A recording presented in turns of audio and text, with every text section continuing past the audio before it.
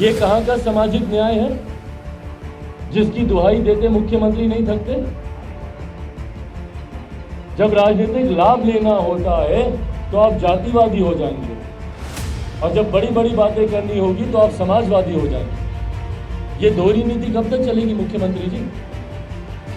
सबसे पहले अगर सही मायनों में, और ये आप ही की जनगणना है, किसी और की नहीं है, अगर आप सही मायनों में जनगणना का लाभ बिहार के लोगों को देना चाहते हैं तो मुख्यमंत्री नीतीश कुमार जी स्टेप डाउन करें। 17.7%, लगभग 18%। तो क्यों एक मुसलमान उप मुख्यमंत्री नहीं है? क्यों नहीं है बताएं? इसी समीकरण की तो ये लोग राजनीति करते हैं ना। मेरे नेता, मेरे पिता आदरणीय रामविलास पासवान जी ने 2005 में सरकार बनाने से मना कर दिया। चाबी दी उनके हाथ में, आप जान ही रहे हो बातें, चाबी दी उनके हाथ में, उन्होंने मना कर दिया और प्रस्ताव रखा, और इन्हीं लोगों के सामने प्रस्ताव रखा जो बड़े सामाजिक न्याय के फ्लैग बेयरर बन के आगे घूमते हैं। इन्हीं लोगों के सामने प्रस्ताव रखा, भले वो आरजेडी होती या जेडी होती।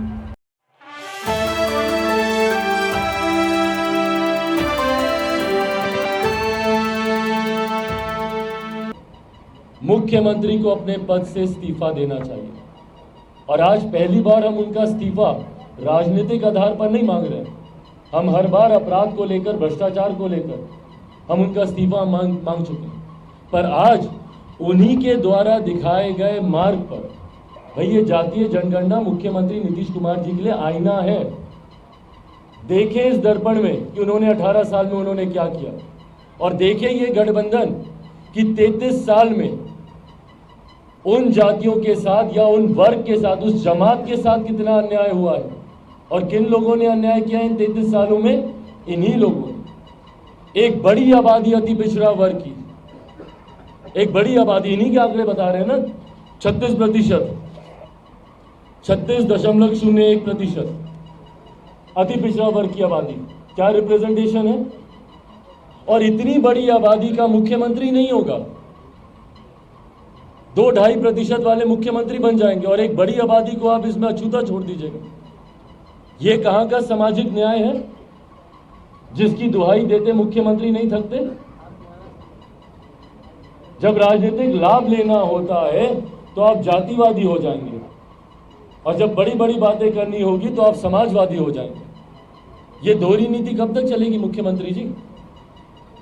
सबसे पहले अगर सही मायनों में, और ये आप ही की जनगणना है, किसी और की नहीं है, अगर आप सही मायनों में इस जनगणना का लाभ बिहार के लोगों को देना चाहते हैं तो मुख्यमंत्री नीतीश कुमार जी स्टेप डाउन करें और अति पिछड़ा वर्ग से किसी को आगे करें, और नहीं तो कम से कम तत्काल प्रभाव से उप मुख्यमंत्री तो इन तमाम जातियों से आने चाहिए, इन तमाम जमातों से आने चाहिए।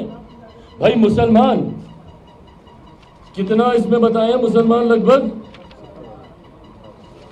17.7%, लगभग 18%।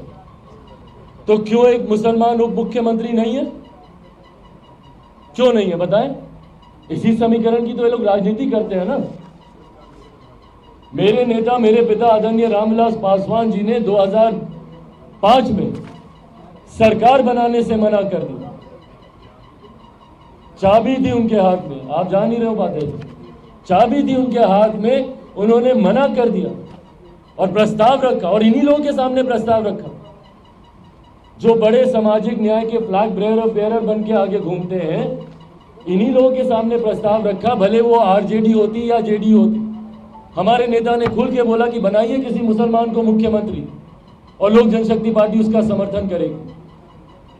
मुसलमान मुसलमान मुसलमान मुसलमान नारा ये लोग रटते रहते हैं। क्या किया ये लोग मुसलमानों के लिए? एक उप मुख्यमंत्री नहीं बनाएंगे आप मुसलमान का? क्यों नहीं बनाएंगे बताइए? इस समीकरण का आपको वोट चाहिए।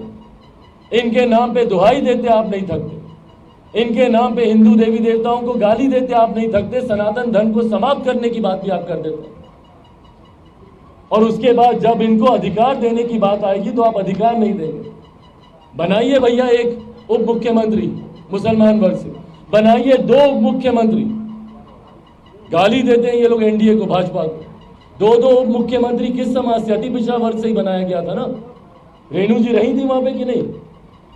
तारकिशोर जी रहे थे कि नहीं उप मुख्यमंत्री के तौर पर? दोनों अति पिछड़ा समाज से आने वाले लोग, और ये लोग अति पिछड़ा समाज के लोग बात करते हैं। भाई अगर जातियों की अगर आपको इतनी बात करनी है, क्योंकि मेरे मुख्यमंत्री को जातिवादी सोच के अलावा और कुछ सूझता नहीं है, भाई को भाई में बांटते हैं। कल क्या खूबसूरत मिसाल पेश की बक्सर के लोगों ने, ना जाति देखी किसी की, ना धर्म देखी, भागे भागे सब गए बचाने के लिए जिससे जितना हो। पर अगर आप जाति की बात करते हैं तो फिर दीजिए सही मायनों में उनको सम्मान, और बनाइए अति पिछड़ा वर्ग से, बनाइए अनुसूचित जाति से। भाई अनुसूचित जाति जनजाति पूरी, अगर आप इसकी जमात को अगर आप देखिएगा, अनुसूचित जाति 19.6 और 1.6 अनुसूचित जनजाति, लगभग 22% के आसपास। क्यों नहीं बनेगा भैया इस वर्ग से? क्यों नहीं? अगर देश में अगर एक अनुसूचित जनजाति की महिला महामहिम राष्ट्रपति हो सकती हैं, तो क्यों नहीं बिहार में एक उप मुख्यमंत्री हो सकता? ये तमाम बातें आपके माध्यम से जनता के बीच रखने का मेरा बस इतना ही मकसद है कि जो लोग बड़ी बड़ी बातें करते हैं और अपने आप के बड़े बड़े दावे करते हैं कि देखिए हमने क्या नहीं किया अलग अलग समाज के लिए, ये आईना है, ये आंकड़े उनके लिए कि बड़ी बड़ी बातें इन्होंने खूब की, पर बदले में क्या दिया?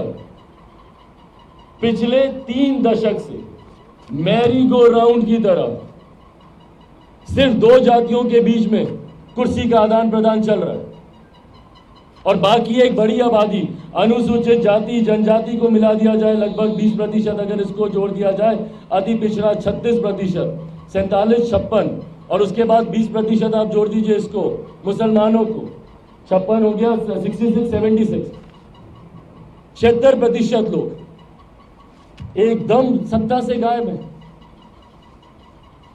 और इन लोगों की हिस्सेदारी की बात ये लोग कर रहे हैं, इन लोगों की दुहाई देते देते जनगणना करवा रहे हैं, और इसी के आधार पर देश के बड़े बड़े विपक्षी नेता अलग अलग राज्यों में जाकर कर रहे हैं। भाई पहले बिहार आए ये लोग अपनी बैठक के लिए, अपने लाभ के लिए, तमाम ये विपक्षी दलों के गठबंधन के तमाम घटक दल वैसे तो बिहार आ जाएंगे, अब आए ना बिहार, आए बिहार और बोले कि भैया जो चीजें जो जातीय जनगणना आपने की है उसके आंकड़े अब सार्वजनिक हो गए हैं, अब इसको मंत्रिमंडल में भी अब इसको लागू किया है।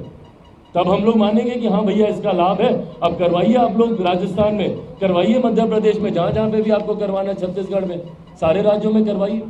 पर हकीकत है यह हाथी के दिखाने वाले दांत की कहावत है, दिखाने वाले दांत कुछ और खाने वाले दांत कुछ और।